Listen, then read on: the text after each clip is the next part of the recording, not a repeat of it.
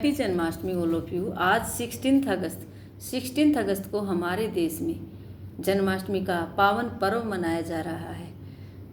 यह त्यौहार भाद्रपद मास की अष्टमी को मनाया जाता है। बताया जाता है कि यह भगवान विष्णु का 8वां अवतार था।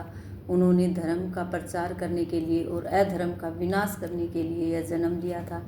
उन्होंने अपने मामा कंस को क्योंकि वो अधर्मी था इसलिए उसे मार दिया था। बताया जाता है जिस दिन भगवान श्री कृष्ण का जन्म हुआ उस दिन रात को 12 बजे खीरे को काटकर, खीरा इस तरह से जो खीरा होता है, जो खीरे का हम ना कट करते हैं, इसका बताया जाता है कि कोई कारण होता है। 12 बजे श्री कृष्ण जन्माष्टमी के दिन खीरे को काट कर जन्म उत्सव मनाया जाता है श्री कृष्ण का। जिस तरह से बच्चा पैदा होता है तो माँ से अलग करने के लिए गर्भनाल को कट किया जाता है, उसी तरह से श्री कृष्ण का जन्म इस तरह से खीरे का ये जो नाक जो हिस्सा है इसको कट करके इसके बीज निकाल कर कृष्ण जन्मोत्सव मनाया जाता है। इसके पीछे यह उद्देश्य है खीरे की कट करने के, जैसे हम कट करते हैं और फिर उसको खीरे को थोड़ा घिस कर उसका कड़वाहट अलग करते हैं। उसी तरह जिस तरह की बच्चे को अलग करने के लिए उसकी माँ से और उस बच्चे से उस नाल को, जो नाल होती है, उसको काट कर अलग किया जाता है। उसी तरह से श्री कृष्ण का जन्म खीरे को कट करके किया जाता है।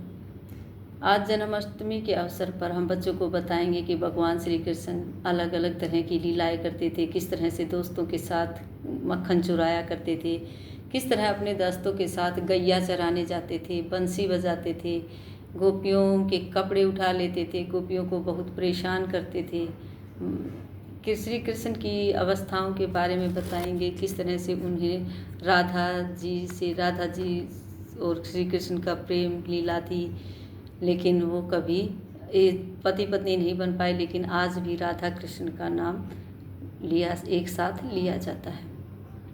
श्री कृष्ण के जन्मोत्सव के अवसर पर हम इस तरह से बच्चों को मटकी बनाकर दिखाएंगे, और उस मटकी में ऐसे हम अलग तरह से भी मटकी बना सकते हैं। किसी भी प्रकार से हम बच्चों को अगर आपके पास रियल मटकी है तो आप रियल मटकी दिखाकर बच्चों को बताएं कि इस तरह से मटकी में मक्खन होता था और मक्खन चुरा कर श्री कृष्ण अपने दोस्तों के साथ खाते थे।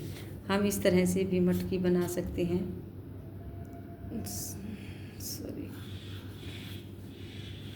इस तरह से हम मटकी बनाकर बच्चों को दिखा सकते हैं। इसमें मक्खन होता था